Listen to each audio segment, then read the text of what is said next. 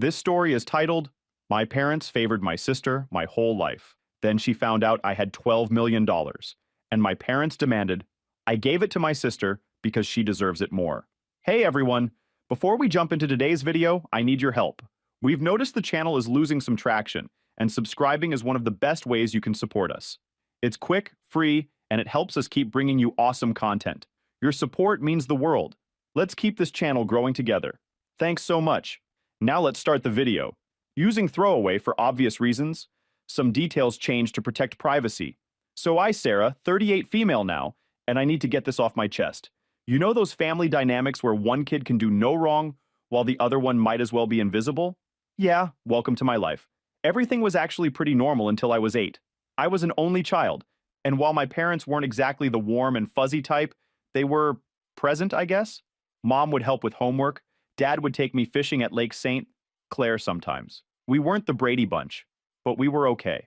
Then came the night that changed everything. I remember it like it was yesterday. My Aunt Qley showing up at 2 a.m., telling me to pack a bag because Mom was in the hospital. My sister Rachel was coming, but something was wrong. She wasn't supposed to arrive for another 2 months.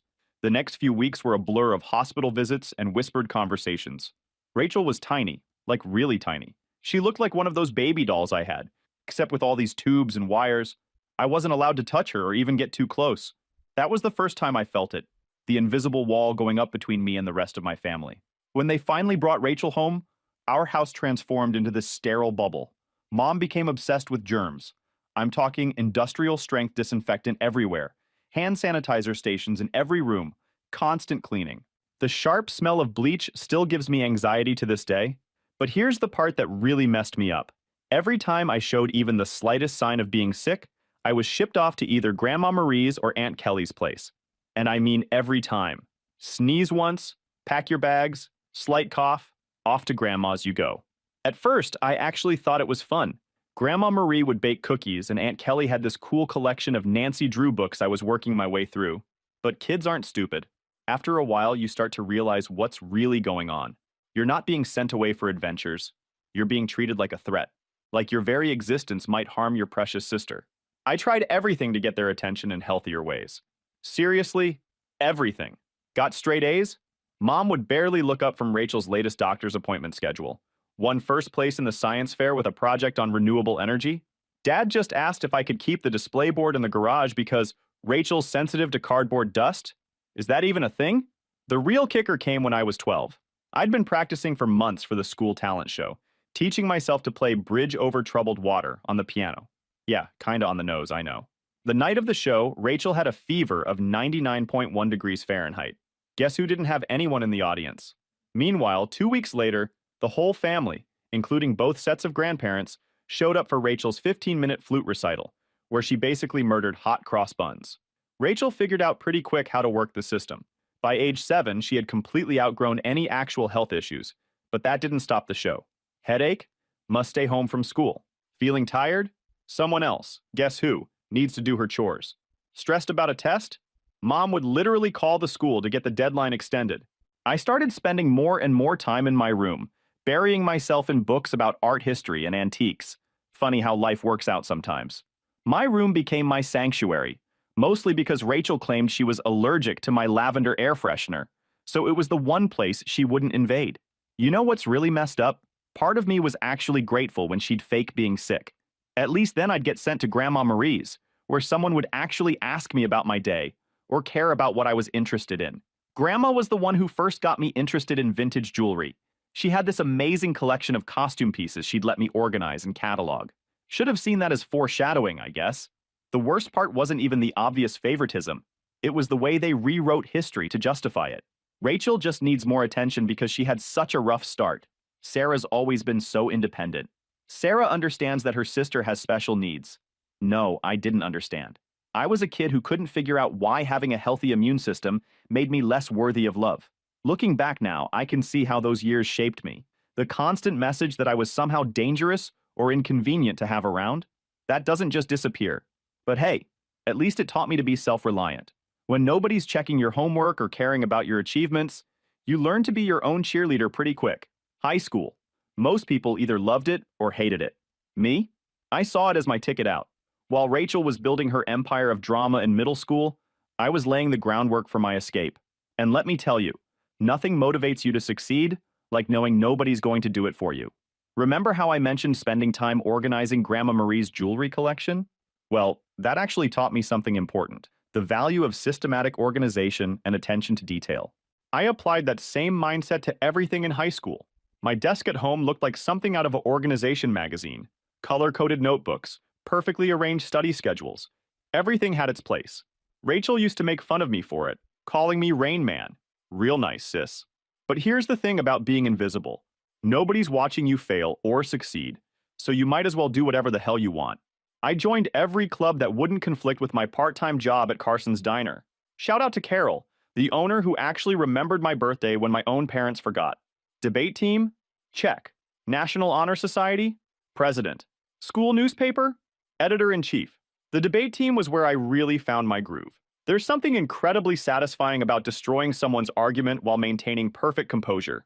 Plus, it taught me how to negotiate, a skill that would come in handy later, though I didn't know it at the time. Won states twice, by the way. My parents missed both competitions because Rachel had important soccer games. She was on the C team, didn't even play. Junior year was when things got really interesting. I took the SATs and got a perfect score. Not like, oh, pretty good, perfect. I mean perfect. 1,600. You know how many people get that? Less than 1%. I remember staring at the results screen for like 20 minutes straight, thinking it had to be a mistake. Rushed home to tell my parents. Stupid, I know. Mom was in the kitchen helping Rachel with her English homework. The conversation went something like this. Me. Mom, look, I got a perfect SAT score. Mom. That's nice, honey, but can you keep it down? Rachel's trying to concentrate. She has a big test tomorrow. Rachel. Yeah, some of us actually have to study, Miss Perfect.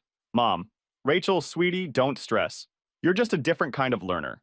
I still have the printout of those SAT scores somewhere. Never even got pinned to the fridge. But Rachel's C+ in English? That baby got prime refrigerator real estate, complete with a "we're so proud of you" magnet. The college application process was interesting. I applied to 15 schools without telling anyone, wrote all my own essays, got my own recommendations, and handled all the financial aid paperwork myself. My guidance counselor, Mr. Chen, was the real MVP, stayed late after school to help me navigate the FAFSA since my parents couldn't be bothered. Then, the acceptances started rolling in. Harvard, Yale, Princeton, UMichigan, and every single one with a scholarship offer. I kept them all in a locked box under my bed because I knew what would happen if Rachel found them. Suddenly, they'd become all about her somehow. But if Sarah goes to Harvard, I'll be all alone, or some BS like that. The day I got my full ride offer from UMich was the same day Rachel made JV cheerleading. Guess which one got celebrated with a family dinner? Hint. I ate microwave mac and cheese in my room while they went to Olive Garden. But you know what? That scholarship was my golden ticket. Full tuition, room and board, even a stipend for books. I could finally get out of that house where I was either invisible or an inconvenience. The day I got that acceptance package, I went to my favorite spot in the local library, 4th floor, window seat overlooking the park, and cried for an hour straight. Not sad tears. Relief tears. When I announced at dinner that I was going to UMich, my parents' responses were peak them. Dad, Michigan? But that's so far. What if Rachel needs you? Mom, I hope you're not expecting us to help with expenses. Rachel's cheerleading competitions are very costly. Rachel, oh my God, finally! Can I have your room? I need a space for my TikTok videos. The summer before college, I worked double shifts at Carson's to save up money. Carol, bless her heart, would slip me extra tips and always made sure I got to take home leftover pie at the end of my shifts. She also taught me something invaluable: how to spot genuine people in a world full of fakes. Baby, she'd say, in diners and in life, the ones making the most noise usually have the least to say. Move-in day at UMich, my parents couldn't come because, surprise, Rachel had a cheer competition. Aunt Kelly drove me instead, helped me set up my dorm room, and slipped me an envelope with $500 in it. Your Grandma Marie wanted you to have this, she said. She's so proud of you. Found out later that Grandma had been saving up that money for months from her Social Security checks. That first night in my dorm room, I made a promise to myself. I was going to build a life so good that being overlooked would be impossible. Not for revenge, not to prove anything to my family, but for that 8-year-old girl who used to get shipped off to Grandma's house for sneezing. College flew by in a blur of all-nighters, instant ramen, and blessed, blessed freedom. Graduated summa cum laude from UMIJ. Not that my parents noticed. They were too busy helping Rachel transfer to her third college in 2 years. But here's where the story takes an unexpected turn. I landed this entry-level position at Everett and Phillips Auction House in Detroit. Not gonna use the real name for obvious reasons, but if you're in the business, you probably know which one I'm talking about. Real high-end place, lots of old money clients, that type of deal. I started in their estate sales division, basically cataloging rich people's stuff after they died. Not exactly glamorous, but hey, it paid the bills. My first few months were pretty standard. Logging endless china sets, cataloging vintage furniture, that kind of thing. Then came the Kingston estate. Mrs. Kingston was this elderly widow who'd passed away with no kids, leaving behind what everyone thought was just a massive collection of costume jewelry. Like, rooms full of the stuff. Here's where those hours at Grandma Marie's came in handy. I'm sorting through this mountain of jewelry, and something catches my eye. It's this Art Deco brooch, nothing super flashy, but something about it just felt different. The weight was wrong for costume jewelry, and the clasping mechanism was way too sophisticated for a knockoff. I must have spent my entire lunch break that day researching vintage jewelry markers and signatures. Ended up staying late at the office, using the company's subscription to some antique jewelry databases. The more I looked, the more convinced I became. This wasn't costume jewelry. This was the real deal. Problem was, I was just the new girl. Nobody was going to take me seriously if I started claiming we had a potential treasure on our hands. So I did what debate team taught me, prepared my case methodically, spent 2 weeks of lunch breaks and evenings studying everything I could about Art Deco jewelry authentication, even took some of my sad excuse for savings and paid for an online gemology course. Finally worked up the courage to go to my supervisor, Mr. Harrison. Brought this whole presentation with comparative photos, historical documentation, the works. The conversation went something like this. Me. Sir, I think we might have something significant in the Kingston collection. Harrison, barely looking up from his phone. Sarah, we've already cataloged those as costume pieces. Me. I know, but look at these maker's marks. They match perfectly with Cartier's 1925 signatures. And the stone setting technique. Harrison, finally paying attention. Where did you learn all this? Me. I did some research. Long story short, that costume brooch sold for $47,000 at auction. Turns out it was part of a limited collection made for some European countess in the 1920s. But here's the real kicker. After that, Harrison started giving me more pieces to authenticate. Suddenly, my useless hobby of organizing old jewelry had actual value. I threw myself into learning everything I could about vintage jewelry, took every online course I could afford, spent weekends at estate sales studying pieces, even started a little notebook documenting different authentication techniques. My apartment looked like a jewelry scholar's fever dream, walls covered in printouts of vintage hallmarks and certification guides. The auction house started seeing results. I was finding valuable pieces that others had missed, building relationships with collectors, learning the market. My commission checks got bigger. For the first time in my life, I wasn't just surviving. I was actually saving money. Of course, my family remained spectacularly uninterested. At Sunday dinners, which I still attended like an idiot, the conversation went something like this. Mom. Sarah's still at that antique shop, right? Me. Auction house, Mom. And yes, actually just authenticated a rare Tiffany piece. Rachel. Interrupting. OMG, speaking of jewelry, you guys have to see this charm bracelet I bought at the mall. But I didn't care anymore. For once in my life, I had found something that was entirely mine. Something I was genuinely good at. Something that had nothing to do with being Rachel's sister or the family disappointment. Then came the Rothschild collection. This was about 2 years into my time at the auction house. A huge estate, old money family, lots of hype in the industry. I was part of the team cataloging their jewelry collection, and that's when I spotted it. A seemingly unremarkable Art Nouveau penant that everyone else had overlooked. Spent 3 days researching it, barely slept. Finally figured out it was a piece from a famous French jeweler's private collection, thought to be lost during World War II. When it sold at auction for $238,000, Harrison called me into his office. I thought I was getting a promotion. Instead, he said something that changed everything. Sarah, you're wasting your talent here. You should be running your own authentication business. At first, I laughed it off. Me? Start a business? With what money? But the idea took root. I started doing small freelance authentication jobs on the side. Word got around that I had a good eye. Private collectors began reaching out directly. One night, I was sitting in my tiny apartment, surrounded by jewelry guides and authentication tools I'd slowly been collecting, when I realized something. I could actually do this. I could build something of my own. So I did what any rational person would do. Took out a massive loan against my car, emptied my savings account, and rented a tiny office space in a not-so-great part of town. Everyone thought I was crazy. Maybe I was.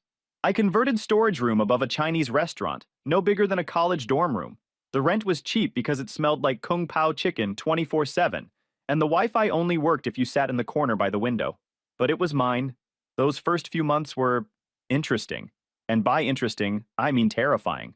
I'd wake up at 4 a.m. in cold sweats, calculating how many months until my savings ran out. The loan payments felt like a noose around my neck. My office furniture consisted of a card table I got from Goodwill and a chair I literally found on the curb. Cleaned it thoroughly, don't worry. But here's the thing about the high-end jewelry world. It's all about reputation and connections. My time at the auction house had given me both. Started small, doing authentication work for local antique dealers. My rates were lower than the big firms, but my attention to detail was becoming known. Word spread. The turning point came 6 months in. A dealer I'd worked with at the auction house called about a collection of Victorian-era brooches. The owner wanted authentication before selling. Turned out to be a huge collection, like 3 generations of family pieces huge. I worked on it for 2 weeks straight, barely sleeping, documenting everything.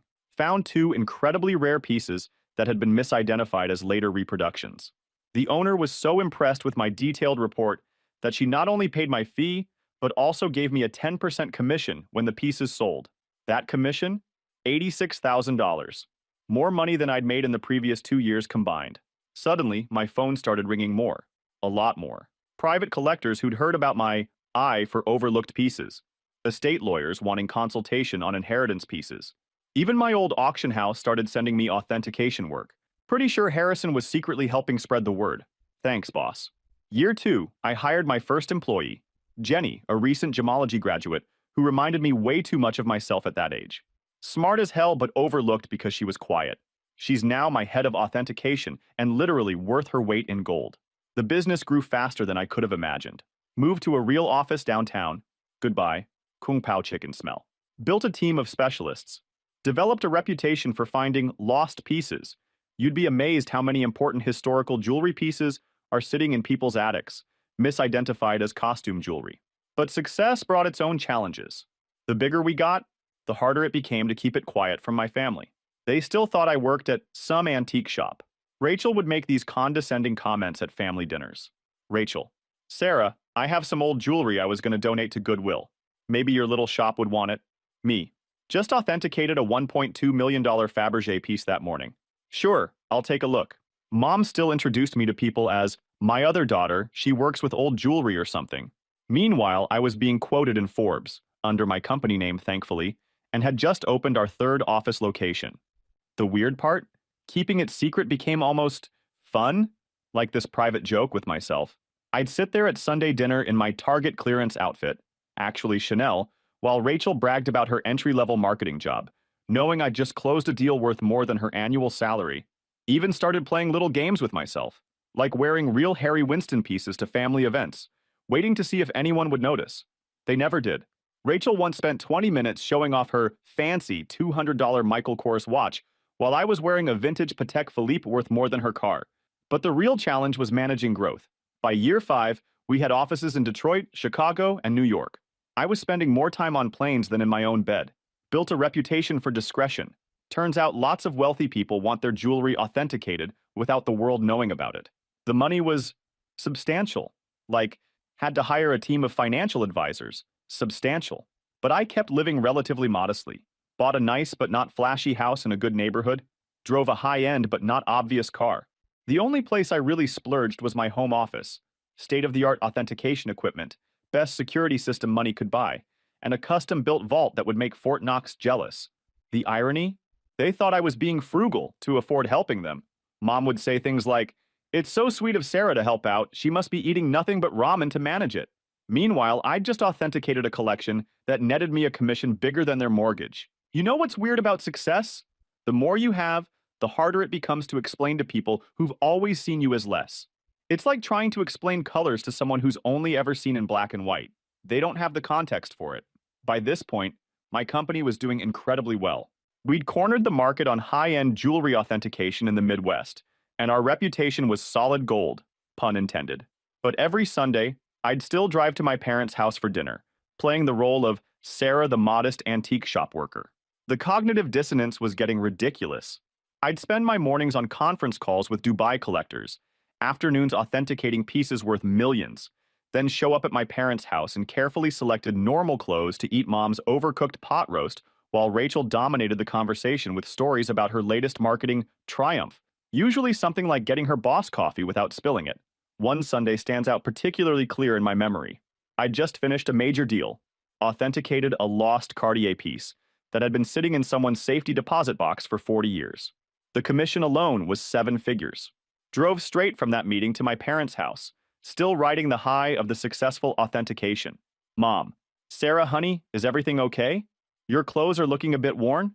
Me, wearing a $3,000 cashmere sweater I'd deliberately chosen because it looked understated.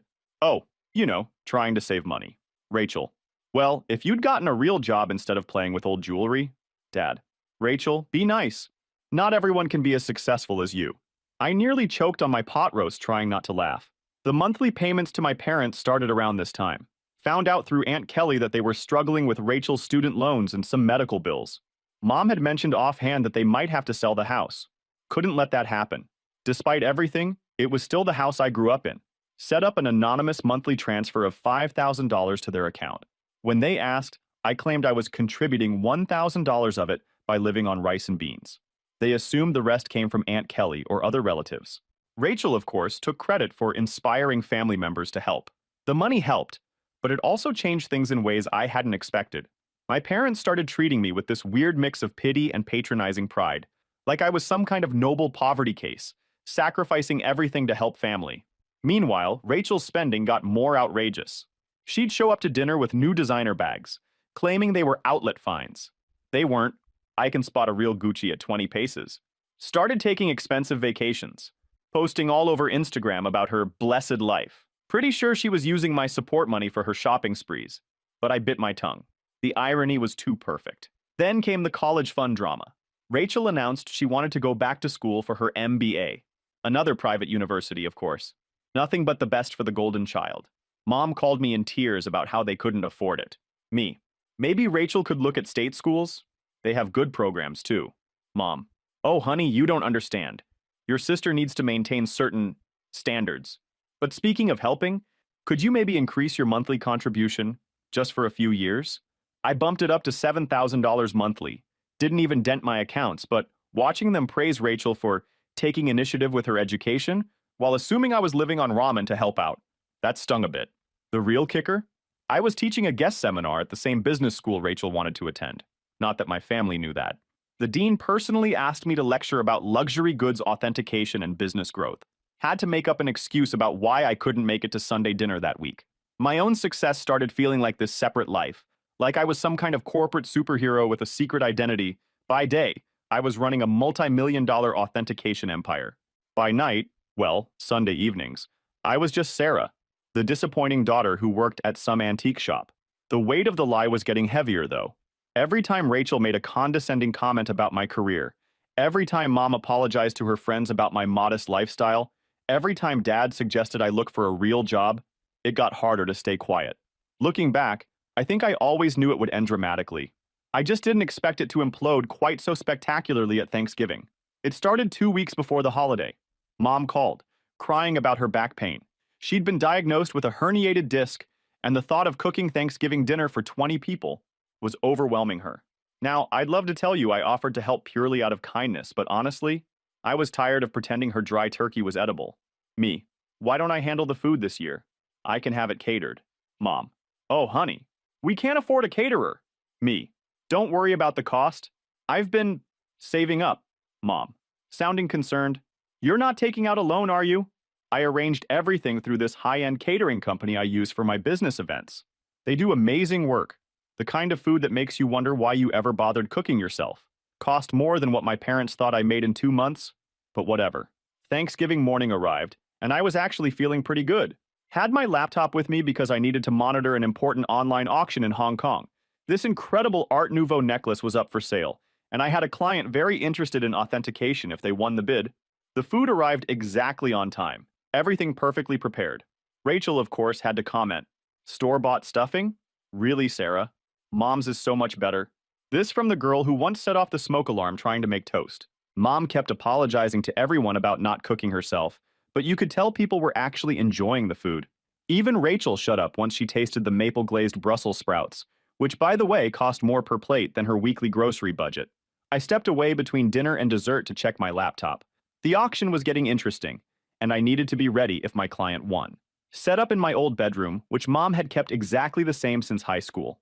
Meanwhile, Rachel's room had been renovated 3 times. That's when everything went sideways. I'd left my authentication software running, multiple tabs open showing various accounts and ongoing deals. Rachel barged in without knocking, some things never change, to borrow my phone charger. She spotted my laptop screen and decided this was her moment to finally expose how pathetic her big sister really was. Rachel, smirking, "Let's show everyone what Sarah's really been up to." Before I could stop her, she grabbed my laptop and marched into the dining room. Picture this: 20 people, including aunts, uncles, cousins, and my parents, all stuffed with gourmet turkey and half drunk on expensive wine, which they thought was from Trader Joe's. "Rachel, time to see what kind of important work Sarah's doing on Thanksgiving." She turned the laptop around triumphantly, clearly expecting to embarrass me with whatever small-time antique deals she thought I was working on. The room went dead silent, like you could hear the expensive clock I'd bought Mom for Christmas, which she thought was a replica, ticking. My screen showed current account balance, $12.4 million. Pending authentication contract, $485,000. Recent transaction, $1.2 million. That Hong Kong auction. Company quarterly profit report, $4.2 million. Rachel's face went through about 5 different emotions in 3 seconds. The last one settled somewhere between shock and nausea. She actually swayed a bit on her feet. Rachel, barely whispering, This can't be right. Mom, "Rachel, honey, what is it?" Rachel, voice cracking, She's rich. Sarah's rich." The silence got even deeper, if that was possible. Then Mom started laughing. Like, actually laughing. "Mom, don't be silly. Sarah works at that little antique shop." I stood up slowly, straightening my simple cashmere sweater that cost more than their monthly mortgage. Me. "Actually, Mom, I own one of the largest jewelry authentication companies in the country. Have for years. Those antique shop comments? I authenticate pieces worth millions. That little business you never asked about? It has offices in 3 cities." Dad choked on his wine. Aunt Qley dropped her fork. Uncle Mike started coughing uncontrollably. Then Mom's laughter turned into something else. Her face went red, then purple. She stood up so fast her chair fell over. Mom, screaming, "You have millions? And you let us struggle?" Me. "Struggle? I send you $7,000 every month." Mom. "While sitting on millions. Your sister has student loans." And there it was. Not "congratulations." Not "wow, we're so proud." Just instant anger that I hadn't given them more money. Rachel started crying. Shocking, I know. Saying something about how she deserved to know, how I'd betrayed the family. Dad joined in. "How could you be so selfish? We're your parents. We raised you." That's when I lost it. Years of being overlooked, dismissed, treated like the family disappointment, it all came pouring out. Me. Raised me? You shipped me off to grandma's every time I sneezed. You missed every achievement, every award, every milestone because Rachel might feel left out. You never saved a penny for my college but took out loans for her private school, and now you're mad that I built something for myself? The next 10 minutes were chaos. Mom screaming about family obligations, Dad ranting about ungrateful children, Rachel alternating between sobbing and demanding to know exactly how much money I had. Meanwhile, the expensive catering staff were trying to serve dessert, looking extremely uncomfortable. I grabbed my laptop, picked up my Hermes bag, which Mom had earlier complimented as a nice replica, and walked out. Behind me, I could hear Mom already planning how to spend my money. Something about Rachel's MBA and a new car. As I drove home in my sensible car, actually a limited edition BMW, my phone started blowing up with messages. The family group chat exploded. Rachel started posting on Facebook about hidden family wealth and selfish siblings. But you know what the craziest part was? I felt relieved. Like I could finally breathe properly for the first time in years. The days following that Thanksgiving were like watching a hurricane hit in slow motion. Except the hurricane was my family. and the debris was my sanity. Let's start with the text messages. Within an hour of leaving dinner, my phone had 47 missed calls and over 200 messages. Mom went through this fascinating progression.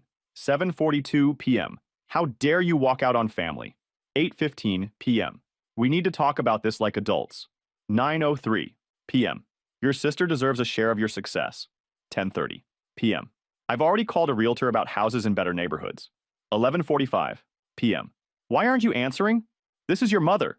Rachel, meanwhile, had gone full social media warrior. Posted this epic rant on Facebook about how her millionaire sister had been hoarding wealth while watching her beloved family struggle. The comment section was wild. Distant relatives and old high school classmates suddenly had very strong opinions about my moral character. But here's the part that really got me. Rachel actually posted all those years of me trying to help her career, giving her advice about moving up from that little antique shop, and she was secretly wealthy? The betrayal hurts so much. I nearly threw my phone across the room. The only career advice she'd ever given me was suggesting I try selling jewelry on Etsy. Then came the flying monkeys. If you're not familiar with the term, it's when toxic family members send other people to guilt trip you. Aunt Susan, who I see maybe once every 3 years, called to tell me about how family is everything. Uncle Bob, who I'm pretty sure still thinks I'm 12, emailed a long lecture about the importance of sharing wealth. Even my third cousin's wife's sister somehow got my number to share her thoughts on family duty.